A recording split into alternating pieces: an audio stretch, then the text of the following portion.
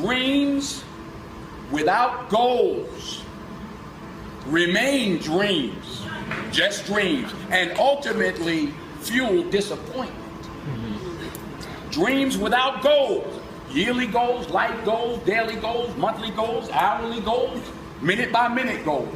Dreams without goals are just dreams, and they ultimately fuel disappointment. Goals on the road to achievement cannot be achieved without discipline and consistency. It's a gift. 40 years ago, March 27th, 1975, it was 40 years ago, just this past March, I was flunking out of college. I had a 1.7 grade point average. I hope none of you can relate. I had a 1.7 grade point average. I was sitting in my mother's beauty shop. They still call it beauty shops now? What they call it now? Yeah, I was sitting in the beauty parlor. I was sitting in my mother's beauty parlor, and I'm looking in the mirror, and I see behind me this woman under the dryer. And every time she looked up, every time I looked up, she was looking at me, just looking me in the eye. And I didn't know who she was, and I said, you know, she said, somebody give me a pen, give me a pencil, I have a prophecy. March 27, 1975, she said, boy, you are gonna travel the world and speak to millions of people. Now mind you, I flunked out of college. I'm thinking about joining the army. I didn't know what I was gonna do, and she's telling me I'm gonna travel the world and speak to millions of people.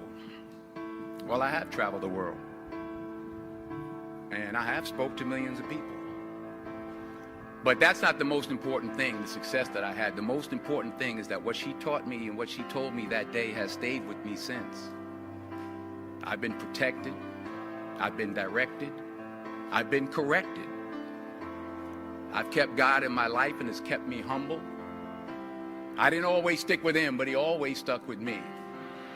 So stick with him in everything you do. If you think you want to do what you think I've done, then do what I've done and stick with God. Number 2, fail big. That's right. Fail big. Today's the beginning of the rest of your life, and it can be very frightening. It's a new world out there. It's a mean world out there, and you only live once. So do what you feel passionate about. Take chances professionally. Don't be afraid to fail. There's an old IQ test, was 9 dots, and you had to draw 5 lines with a pencil within these 9 dots without lifting the pencil. The only way to do it was to go outside the box. So don't be afraid to go outside the box. Don't be afraid to think outside the box. Don't be afraid to fail big, to dream big. But remember, dreams without goals are just dreams, and they ultimately fuel disappointment. So have dreams, but have goals. Life goals, yearly goals, monthly goals, daily goals. I try to give myself a goal every day. Sometimes it's just to not curse somebody out. Simple goals, but have goals. And understand that to achieve these goals, you must apply discipline and consistency. In order to achieve your goals, you must apply discipline, which you have already done, and consistency every day, not just on Tuesday and miss a few days. You have to work at it every day. You have to plan every day. You've heard the saying, we don't plan to fail, we fail to plan. Hard work works. Working really hard is what successful people do. And in this text, tweet, twerk world that you've grown up in, remember, just because you're doing a lot more doesn't mean you're getting a lot more done. Remember that. Just because you're doing a lot more doesn't mean you're getting a lot more done.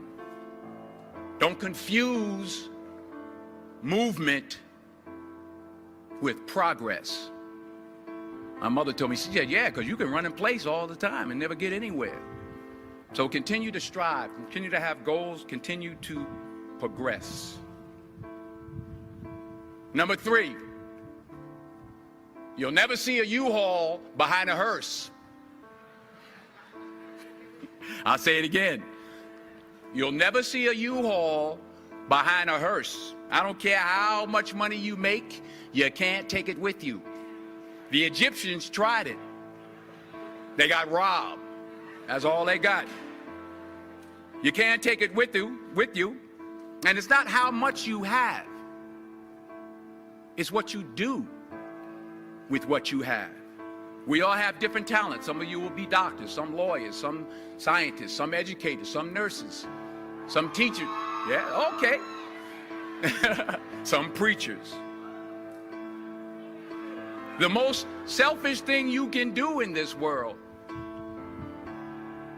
is help someone else.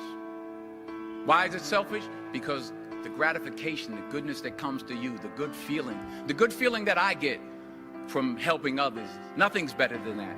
Well, one or two things, but nothing's better than that. Not jewelry, not big house I have, not the cars, but it's the joy. That's where the joy is, in helping others. That's where the success is, in helping others. Finally, I pray that you put your slippers way under the bed tonight, so that when you wake up in the morning, you have to get on your knees to reach them. And while you're down there, say thank you for grace. Thank you for mercy. Thank you for understanding. Thank you for wisdom. Thank you for parents. Thank you for love. Thank you for kindness. Thank you for humility. Thank you for peace. Thank you for prosperity. Say thank you in advance for what's already yours. It's how I live my life. That's why I am, one of the reasons why I am today. Say thank you in advance for what is already yours. True desire in the heart for anything good is God's proof to you, sent beforehand to indicate that it's yours already. I'll say it again.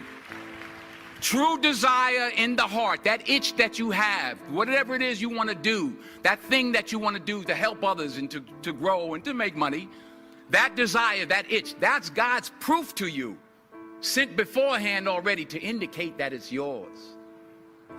And anything you want good, you can have. So claim it. Work hard to get it. When you get it, reach back.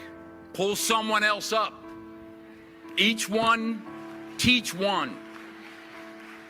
Don't just aspire to make a living.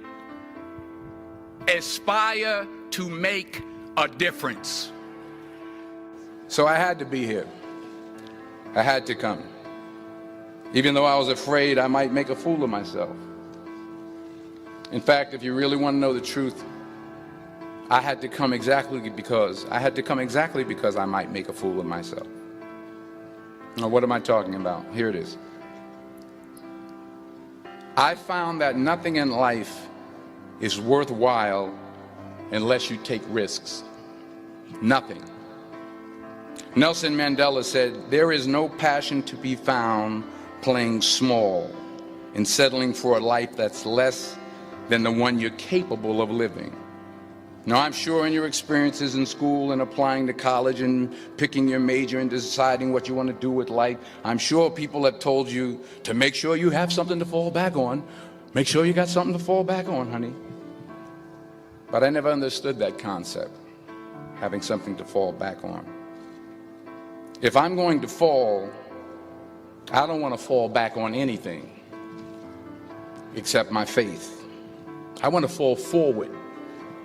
I figure at least this way I'll see what I'm going to hit. Fall forward. This is what I mean. Reggie Jackson struck out 2,600 times in his career, the most in the history of baseball. But you don't hear about the strikeouts. People remember the home runs. Fall forward. Thomas Edison conducted 1,000 failed experiments. Did you know that? I didn't know that. Because the 1,001st was the light bulb. Fall forward. Every failed experiment is one step closer to success. You've got to take risks, and I'm sure you've probably heard that before, but I want to talk to you about why that's so important.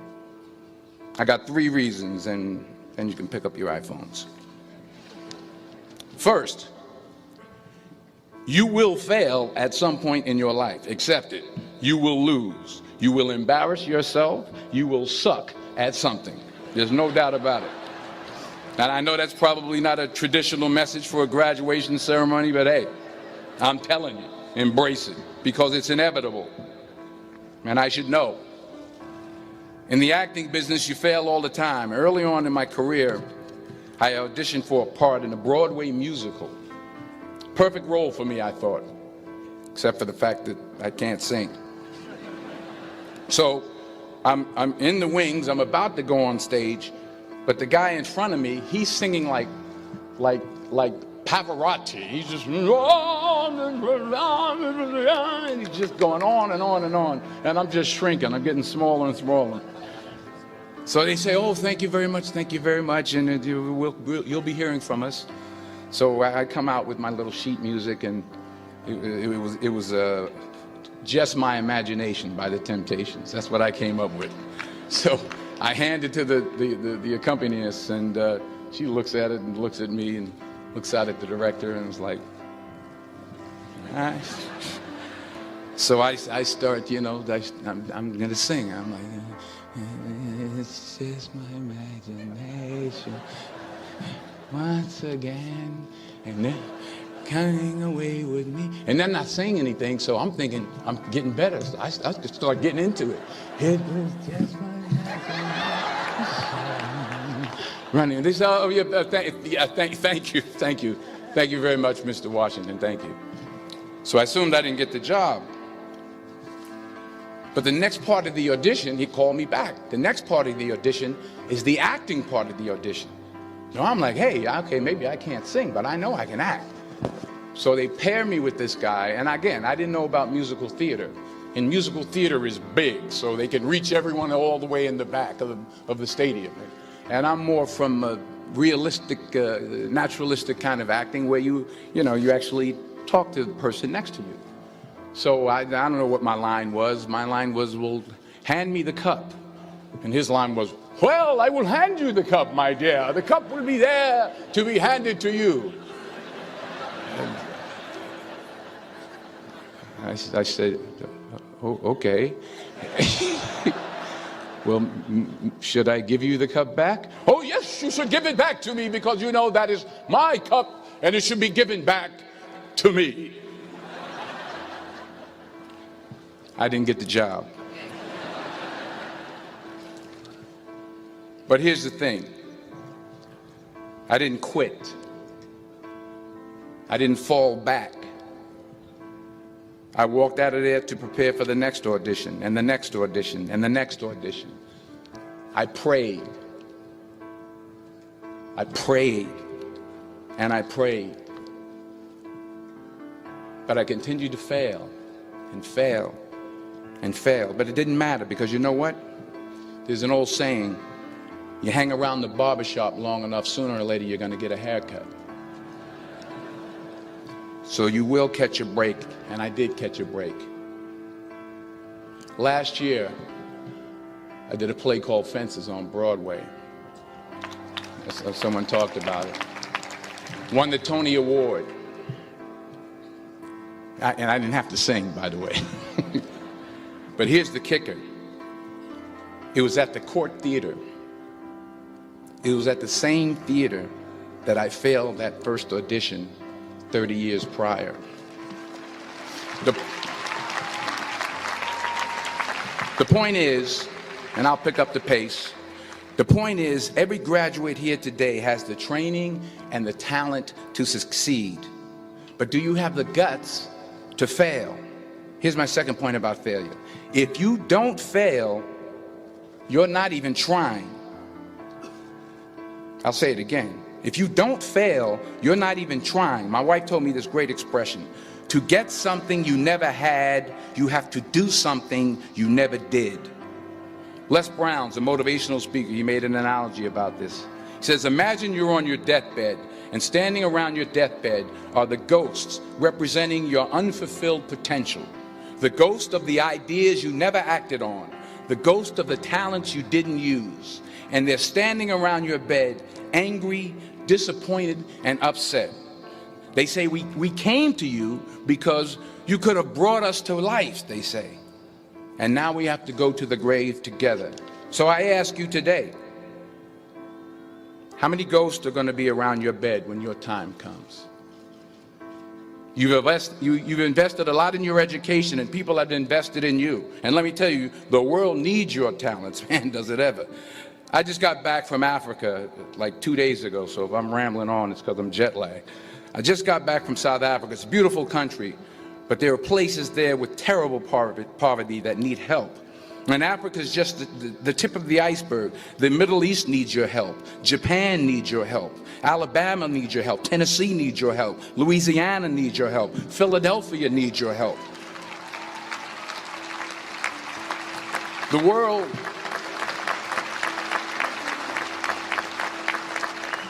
world needs a lot, and we need it from you. We really do. We need it from you young people. I mean, I'm not speaking for the rest of us up here, but I know I'm getting a little grayer. We need it from you, the young people, because remember this. So you got to get out there. You got to give it everything you got, whether it's your time, your talent, your prayers, or your treasures. Because remember this, you will never see a U-Haul behind a hearse.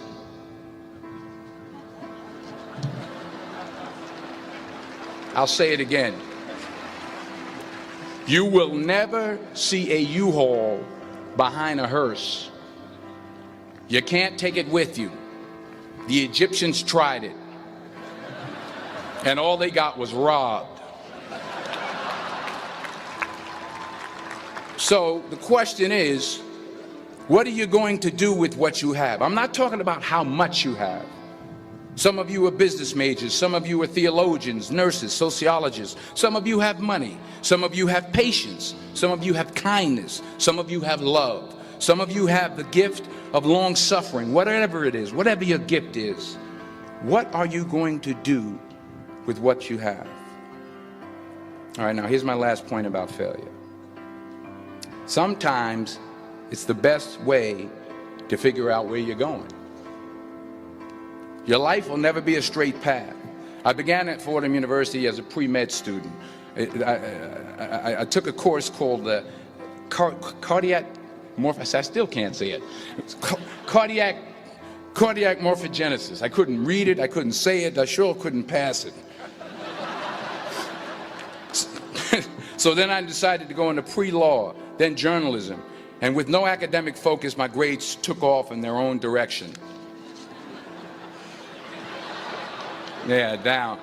I was a 1.8 GPA one semester, and the university very politely suggested that it might be better to take some time off.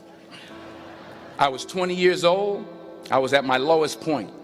And then one day, and I remember the exact day, March 27th, 1975, I was helping my mother in her beauty shop. My mother owned a beauty shop up in Mount Vernon. And there was this older woman who was considered one of the elders in the town. And I didn't know her personally, but I was looking in the mirror, and every time I looked at the mirror, I could see her behind me, and she was staring at me. She just kept looking at me. Every time I looked at her, she kept giving me these strange looks. So she finally took the dryer off her head and she said something I'll never forget. First of all, she said, "Somebody give me a piece of paper. Give me a piece of paper." She said, "Young boy, I have a prophecy, a spiritual prophecy." She said, "You are going to travel the world and speak to millions of people." Now, mind you, I'm 20 years old. I'm flunked out of school. In fact, like a wise ass, I'm thinking to myself, maybe she's got something in that crystal ball about me getting back into school next fall. But maybe she was on to something, because later that summer, while working as a counselor at a YMCA camp in Connecticut, we put on a talent show for the campers. And after the show, another counselor came up to me and asked, have you ever thought about acting? You're good at that. So when I got back to Fordham that fall, I got in, I changed my major once again for the last time. And in the years that followed, just as that woman prophesied, I have traveled the world and I have spoken to millions of people through my movies. Millions who up till this day couldn't see me, who up till this day I couldn't see while I was talking to them, and they couldn't see me, they could only see the movie. They couldn't see the real me. But I see you today, and I'm encouraged by what I see. And I'm strengthened by what I see. And I love what I see.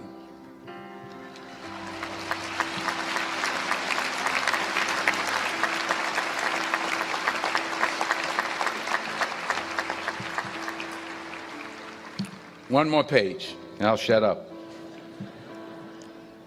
Let me conclude with this one final point, and actually the president kind of brought it up. It has to do with the movie Philadelphia. She stole my material. Many years ago, I did this movie called Philadelphia. We filmed some of the scenes right here on campus.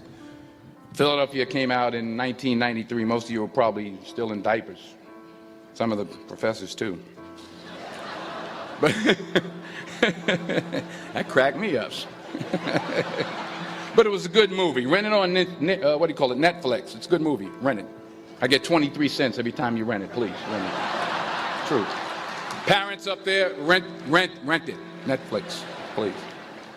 Tell your friends, too. It's about a man played by Tom Hanks who's fired from his law firm because he has AIDS. He wants to sue the firm, but no one's willing to represent him until a homophobic ambulance chaser lawyer, played by yours truly, takes on the case. In a way, if you watch the movie, you'll see everything I'm talking about today. You'll see what I mean about taking risk or being willing to fail.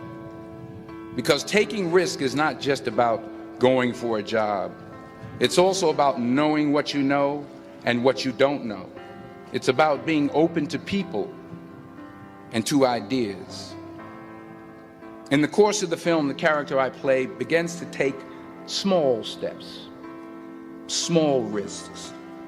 He very, very, very slowly begins to overcome his fears. And I feel ultimately his heart becomes flooded with love. And I can't think of a better message as we send you off today.